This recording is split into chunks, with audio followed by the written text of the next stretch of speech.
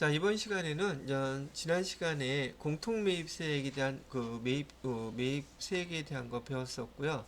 그다음에 납부세액이나 환급세액 재계산하는 그 감가상각 자산 대산에 대해서 계산에 대해서 영세율하고 아니 영세율의 면세하고 과세 구분하는 걸 한번 해봤었습니다. 자, 세금계산서. 여기서 얘기하는 세금이란 부가가치세를 얘기한다는 건 다 알고 계시겠고요. 세금계산서의 말뜻이 부가가치세라고 하는 세금을 계산한 표란 종이란 뜻이에요. 거래증수. 또 여기서 거래증수란 사업자가 재화, 용역을 공급하는 경우에 공급가에게 부가가치세율을 적용하여 계산한 부가가치세를 재화, 용역, 공급받는 자로부터 징수하는 것을 얘기한다고 하고 있네요. 거래증수를 통해 부가가치세는 최종 소비자에게 전가된다. 목서 간접세라는 얘기 했던 거예요. 부가가치세를 실제로 납부하는 사람은 최종 소비자예요. 그러나 여기 사업자들은 그 돈을 받아서 자기네가 부가가치세 신고를 함으로 인해서 납세 의무자이긴 한데 자기네 돈을 세금 내는 게 아니라 최종 소비자한테 받아 갖고 있던 돈들을 내는 것이라는 차이가 있다는 얘기죠. 그러면 세금계산서가 뭐예요? 라고 물어본다면 사업자가 재화 용역을 공급하는 때 부가가치세 거래를 징수하고 이를 증명하기 위해서 공급받는 자에게 교부하는 세금 영수증이라고 설명이 나와 있네요. 자, 세금계산서 종류는 종이 세금계산서와 전자세금계산서 두 개로 나뉘고 있죠. 옛날 한옛날에는 말이에요. 전자세금계산서 이제 막 세팅을 하려고 할 때 전자세금계산서를 발행하잖아요. 그러면 한 건당 200원씩 세액공제를 해줬어요. 부가가치세 내는 거. 지금은 근데 많이 안정화되어 있죠. 많이 보편화되어 있기 때문에 점차 전자세금계산서 발행하는 것을 거의 의무화 해가고 있어요. 그러다 보니까 여기 밑에 보시기는 좀 이따 얘기하겠지만 전자세금계산서 의무 발급 대상자가 점점 늘어날까 점점 줄어들까 향이 점점 늘어날 수밖에 없더란 얘기죠. 자, 여기 종이세금계산서는 말 그대로 지금도 여러분이 그 문구점 같은 데 가시게 되면 세금계산서 종이로 된 거 팔아요. 근데 걔네들은 두 장이 한 세트예요. 그래서 위에다가 쓰면 밑에 먹지처럼 그대로 똑같은 거 100개 나온단 말이죠. 그걸 하나씩 나눠 갖는 것 뿐이에요.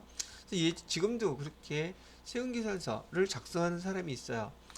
지금 전자세금계산서가 점차 확대되고 있기는 하지만 아직도 영세한 사업자들은 굳이 전자세금계산서가 아니라 종이세금계산서를 작성해서 지금 그걸 사용하고 있더란 말이죠. 그럼 종이세금계산서를 작성하는 사람들은 어떤 사람인데요? 여기서 미리 얘기한다 그러면 전자세금계산서 발급 의무자는 여기 보시는 것처럼 누구는 무조건이에요. 법인은 무조건 전자세금계산서로 거래를 해야지 되고 이따가 가산세 나오겠지만 전자세금계산서 발급 의무자가 여기 전자세금계산서를 발급하지 않으면 공급대가의 몇 퍼센트? 1%를 갖다가 가산세로 납부해야 된단 말이죠. 자, 그리고 얘가 세법이 개정이 돼서 2022년 7월 1일까지는 면세, 과세 합쳐서 여기 과세공급가액, 면세공급가액 합쳐서 3억 원 이하인 사람들은 종이세금계산서 발급해도 된다고 했었는데 지금 작년 7월 1일 이후부터는 얼마로 바뀌었어요? 2억 원으로 바뀌었죠. 시간이 지나가면 이 금액이 더 높아질까? 낮아질까? 낮아져요. 그러면 국세청에서 의도하는 바는 뭐예요? 모든 거래에 최소한 부가가치세에 대한 투명화, 거래된 것들에 대한 부가가치세를 투명하게 징수하기 위해서 이렇게 지금 진행을 하고 있더란 말이죠. 좀 참고로 잘 해주시고요. 자, 그 다음에 뭐 종이세금계산서라든지 전자세금계산서 그냥 읽어보셔도 충분히 알아볼 수 있을 것 같아요. 자, 기본적으로 날짜를 한번 해봅시다. 전자세금계산서는 언제 발급해야 되나요? 다시 오늘이 2023년 5월 8일이죠.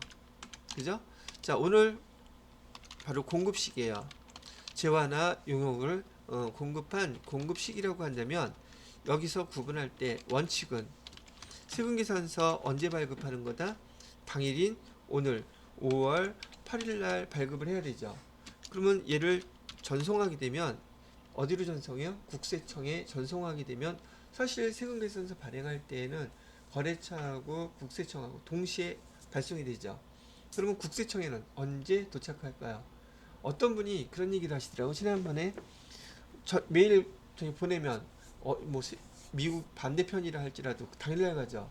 그러니까 지금 세금계산서를 발행한다고 했을 때 전자세금계산서 발송을 하게 되면 5월 8일 날 발송하게 되면 국세청에 똑같이 언제 들어간다? 5월 8일 날 들어가는 거 아니에요? 이렇게 생각한단 말이죠. 아니에요. 5월 8일 저녁 12시까지는 모든 그 발행된 자료들이 국세청 서버 앞에 대기하고 있다가 0시가 띵 되잖아요. 한꺼번에 다 넘어가는 거예요. 수시로 들어가는 게 아니란 말이죠. 그리고 또 수시로 열어두는 것도 아니에요. 그러니 국세청에서 받는 날짜는 그 다음 날인 5월 9일이 돼야지 접수가 되겠죠. 그런데 여기 부가가치세에서 여러분이 많이 읽어보셨겠지만 국세청에서는 공급 시기가 있는 그 다음 날까지 국세청에 당도해야 된다고 분명히 얘기했죠. 그런데 조금 전에 그것처럼 잘못 생각을 해가지고 5월 9일날 발급하면 국세청에는 며칠 날 들어가요. 그러니까 그럼 지연 발급이 되는 거죠. 지연 발급 또는 지연 전송이 된단 말이에요.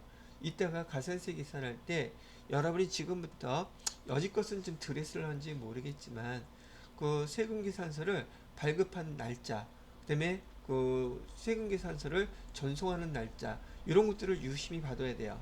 지금 국세청에 들어가는 게 얘가 원칙이라는 거 알고 있죠? 자, 그러면 또 이렇게 하나 얘기를 해드려 볼게요. 만약에 말이에요. 이 회사에서 월합계 세금계산서를 발급하는 회사야. 그럼 월합계라는 것은 세금계산서가 며칠 날 발급된다는 뜻이에요. 5월이라면 5월의 마지막 날짜로 발급을 하는 거예요. 근데 얘는 언제까지 발급해야 돼요? 발급 시기는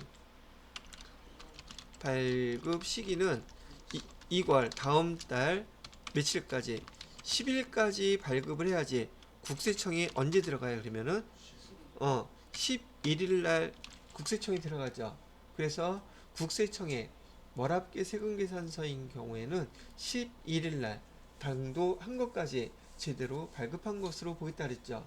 근데 만약에 누군가가 차이라고 할까? 차이가 11일 날 발급했어. 그럼 어떻게 되겠어? 언제 들어가?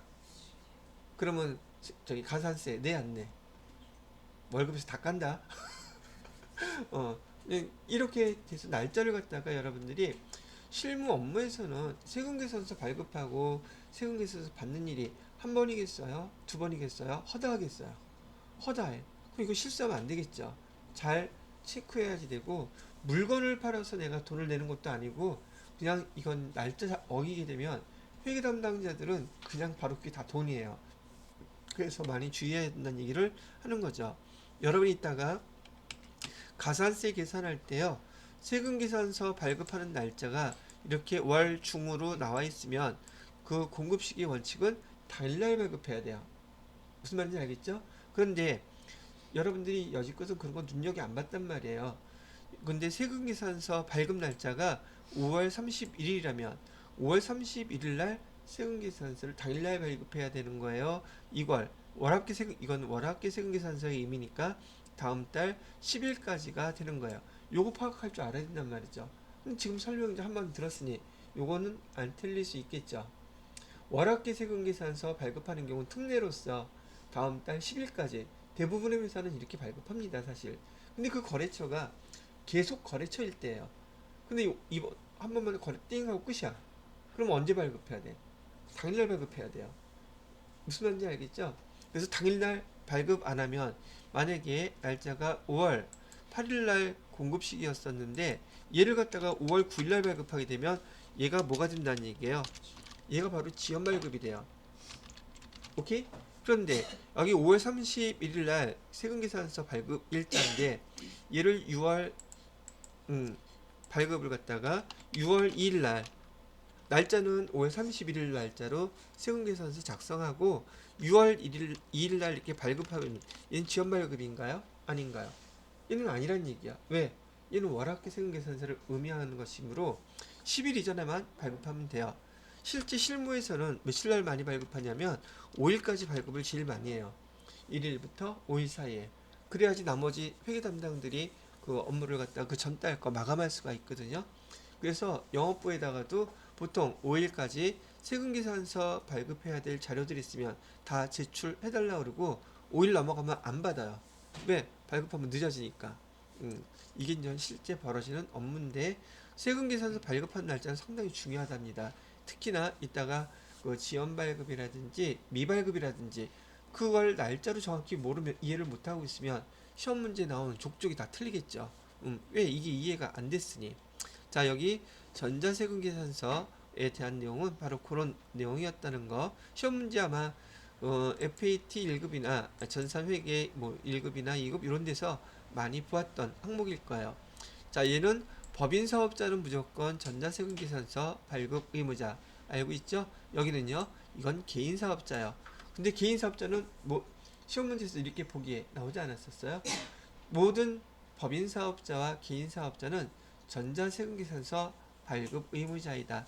맞는 말인가요? 틀린 말인가요? 틀린 말이죠. 뭐가 틀렸어요? 개인 사업자는 지금 2023년이에요. 2023년이기 때문에 면세 사업과 과세 사업 두 개 다 합쳐서 얼마? 2억 원이에요. 이제는 알겠죠? 2억 원 이상인 개인 사업자들은 전자세금계산서 발급 의무자라고 기억을 하셔야 된단 말이죠. 옛날 진짜 한 옛날에는 몇 년도 안 됐는데 면세공과액은 빼고 과세만 따졌었어요. 근데 지금은 다 합쳐서 따지고 있다는 얘기죠. 자, 이렇게 기억을 해두시고 있다가 할 때 한번 다시 보도록 하자고요. 자, 세금계산서의 필요적 기재사항. 지난번에도 한번 제가 다 써드렸던 거 기억나시죠? 자, 그럼 이건 외워야 될 사항은 아닌데 뭐 외울 수밖에 없잖아. 공급자에 대해서 3개. 공급자는 사업자 등록번호, 그다음에 회사명, 그다음에 대표자 이름 3가지가 필요적 기재사항이고요. 공급받는 자는 사업자 등록번호만. 그다음에 중간에 세금계산서 작성 연월일 있죠. 요거하고 공급가액세 이렇게 해서 7가지가 필요적 기재사항이고 세금계산서에 기록되어 있는 나머지 것들은 임의적 기재사항이라고 부른다. 이 필요적 기재사항을 오류 또는 뭐죠? 누락하게 되면 매입세 공제 안 된다 그랬었죠. 기억을 해두시면 되겠습니다. 뭐 이건 다 알고 계실 거라고 생각해서 굳이 더 자세히는 안 해도 될 것 같아요. 그 다음에 영수증. 자, 영수증은 세금계산서와 다른 게 뭐예요? 영수증은 보편적으로요. 그 발급받는 자, 즉 영수증을 받은 사람의 사업자 등록번호 같은 거 나타나요? 안 나타나요? 그런 거 없어요. 또 공급가액하고 세액하고 보편적으로 합쳐져서 공급대가로 나오는 게 보편적인 얘기라 그랬죠. 자, 그러면 여기 일단 영수증의 정의를 한번 보게 되면 영수증은 공급받는 자의 등록번호, 부가가치세액 별도로 구분한다 안 한다. 하지 않고 그냥 하는 영수증이 그 증빙서류가 영수증이라고 보고 있어요. 자, 그러면 여러분이 FAT 1급부터 전산회계 1급부터 많이 봤던 영수증 발급 대상이라고 해서 여기 일반 과세자하고요. 간이 과세자가 여기 영수증 발급 대상이에요 라고 이렇게 써놨어요. 그럼 얘가 기준이 뭘까 이렇게 보신다면은 영수증 발급 대상은 일반 과세자가 됐던 간이 과세자가 됐던 거래하는 거래 당사자가 주로 사업자가 아니라 주로 뭐란 얘기예요? 사업자가 아니 그냥 개인들이에요. 개인들이 주로 사업자이다 보니까 개인인 여러분이 보편적으로 부가가치세 신고납부 해야 하네요. 안 하잖아. 그리고 여러분이 세금계산서가 필요해요? 필요하지 않잖아. 그러니까 여기 일반 과세자도 간이 과세자도 여기 보시게 되면 소매업, 음식점업, 다과업, 숙박, 미용, 욕탕 지금 대부분 다 보면 어떤 주로 사업자를 갖다가 상대로 하는 게 아니라 일반 개인 소비자들을 대상으로 하고 있잖아요. 개인 소비자가 대상이기 때문에 굳이 세금 계산서라든지 적격증빙 뭐 이런 거 발급하지 않아도 됩니다. 라고 얘기를 하는 거야. 그러나 만약에 이런 그 업종에서도 그 사업자가 있을 수 있잖아요. 대표적으로 여러분 시험 문제에서 많이 등장했던 거 물어보는 게 바로 요 소매업이에요. 이 소매업의 대표적인 업종 중에 하나가 여러분이 알고 있는 이마트나 롯데마트예요. 또 여러분 저기 동네에서 많이 볼 수 있는 슈퍼 이런 것들이거든요. 그러면 여기 롯데마트, 우리 이마트, 그다음에 대형 슈퍼 이런 데서 주변에 있는 그 사업자가 이곳에 와서 물건을 살 수 있잖아요. 그리고 여기 업체한테 세금계산서 발급해달라고 하면 이런 데서 세금계산서를 발급해줄까 안 해줄까? 저기 차이는 이따가 가서 사업자 등록증 사본 하나 보여주면서 여기 세금계산서 좀 발급해주세요. 그러면 거기서 아니 어디 와서 세금계산서 발급을 해달라 그래? 그럴까? 네 그럴까?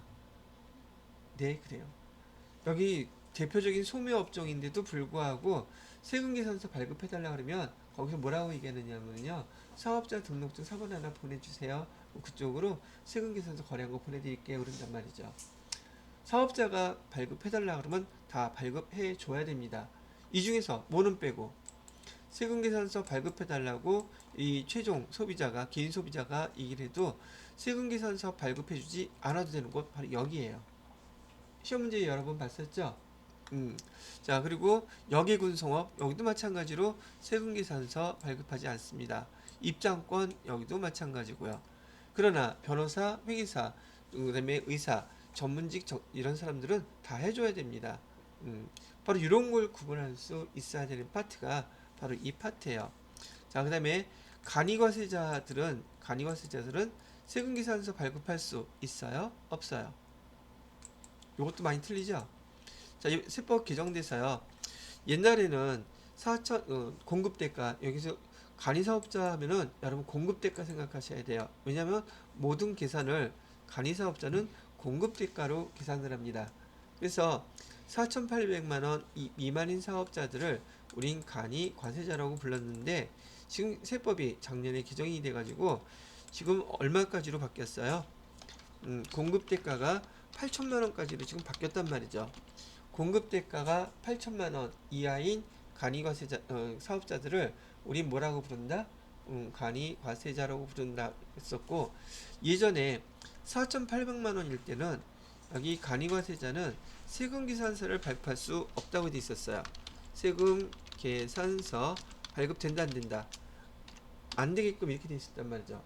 그런데 여러분들은 간이과세자가 왜 세금계산서를 발급하면 안 되는지, 또 현금 영수증이라든지 그다음에 신용카드 매출 전표를 갖다가 받았을 때 얘 매입세 공제가 왜 안 되는지 그 이유를 모르는 게 바로 요 간이과세자의 부가가치세 납부 계산을 하는 방법을 배웠는데 기억을 못하는 건지 그 이유를 모르기 때문에 여기 연결이 안 되는 거예요. 여하튼 간에 간이과세자한테는요, 국세청에서 세제 편의도 봐주고요. 여기 뭐가 있느냐면 간이과세자한테는 세제 편의라고 얘기하는 것은 지금 간이과세자들은 부가가치세 1년에 언제만 해요?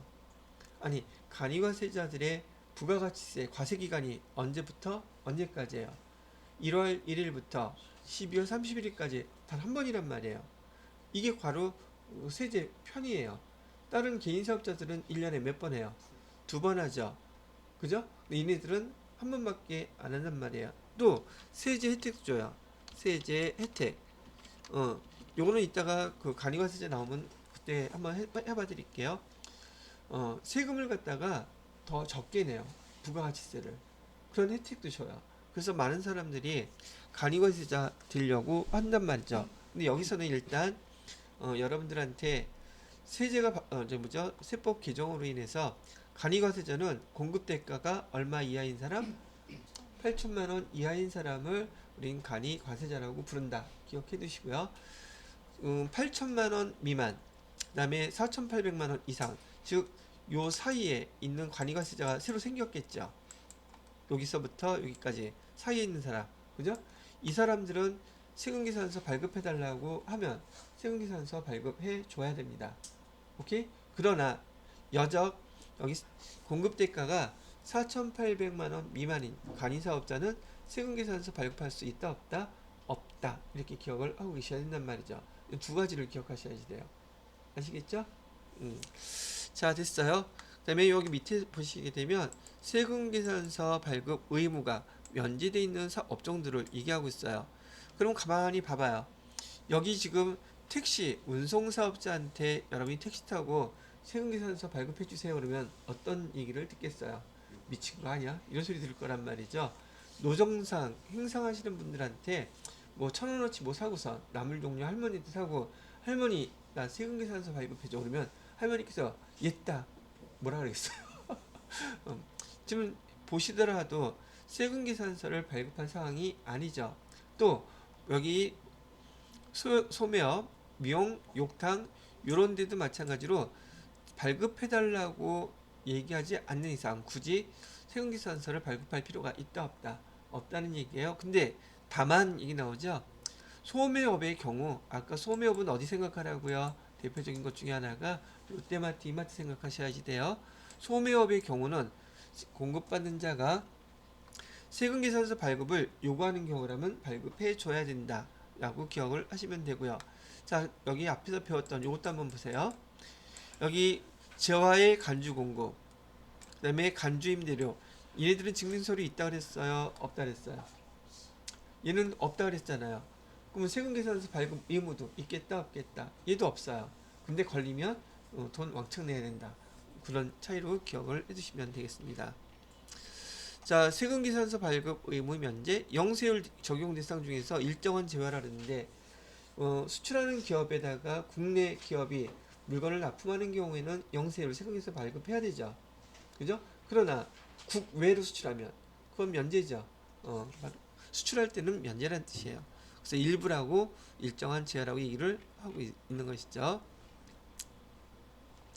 자, 거래 상대방이 세금계산서 발급을 요구하는 경우, 자, 공급받는 자가 사업자 등록증 제시하고, 이거 아마 여러분들이 이마트나 롯데마트 같은 데 가시면서 이런 걸 많이 못 보셨을 것 같은데, 거기 조금만 서 있으면 어떤 사업자가 와서 세금계산서 발급해 달라는 거 얘기 듣는 경우도 있어요.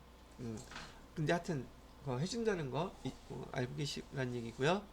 제시하고 세금계산서 발급을 요구할 때 세금계산서 발급할 수 있다라고 되어 있어요. 다만 어디는 아까 얘기했던 목욕, 이발, 미용, 여객, 운송업, 전세버스는 제외예요. 왜냐하면 회사에서 직원들 다 야유회 가는데 전세버스 저기 대절해서 갈 수 있죠. 사업자를 주로 대상으로 하기 때문에 세금계산서 발급해달라 하면 발급해줍니다. 그다음에 입장권, 이거는 여러 번 보셨던 것인지라 이렇게 얘기를 해드리도록 하겠습니다. 자, 그 다음에 여기 영세율 적용 거래 대상 중 세금계산서 발급해야 되는 거래, 여러분 지금 TET 1급을 갖다 배우시기 때문에 참고로 알아두세요. 여기 내국신용장 아까 얘기했던 영세율 세금계산서죠. 그리고 또 어디도 있어요. 한국국제협력단, 그 다음에 한국국제보건의료재단. 이거 어렵게 생각할 필요 없고요. 저기 아까 얘기했던 수출하는 기업 있죠. 여기 한국국제협력단도 그렇고요. 한국국제보건의료재단, 국경 없는 의사회라든지 이런 데들이 주로 그런 봉사활동을 국내에서 하는 거예요? 국외에서 하는 거예요? 국외에서 하는 거죠? 위에 거하고 뭐가 달라? 수출하는 기업하고 업무는 똑같잖아요. 그죠? 외국에서 해야 한다는 거. 그 다음에 수출제와 인가공 용역, 이런 것들은 여기 세금계산서 발급을 해줘야 되는 것이다 라고 기억을 해주시면 될 것 같아요. 여기가 다 어디라고 보라고요? 수출하는 기업이라고 보시면 돼요. 오케이? 그럼 국내 사업자가 여기 수출하는 기업에다가 재화를 공급할 때 영세율 세금계산서 발급해야 되잖아요. 그거가 똑같다고 보시면 되겠어요. 그 기관은 어디다? 한국국제협력단이라든지 한국국제보건의료재단이라든지 수출재화 인가공 용역하는 회사, 수출하는 기업들에 다 그렇게 생각하시면 영세율 세금계산서 발급해야 되는 기관이구나 이렇게 알 수 있겠죠. 자, 여기까지 해서 지금 여기 매입세액에 대한 거 한번 세금계산서까지 한번 여러분들하고 쭉 다루어 보았습니다. 세금계산서 그렇죠? 여기까지가 매입세액에 대한 것들이었었어요. 자, 그러면 잠깐 쉬었다가 다음 파트에서 신고와 납부, 신고 납부할 때 대부분은 다 아시는 것들이고 TET 1급에 추가로 들어가 있는 가산세 계산하는 방법들을 설명해 드리도록 하겠습니다.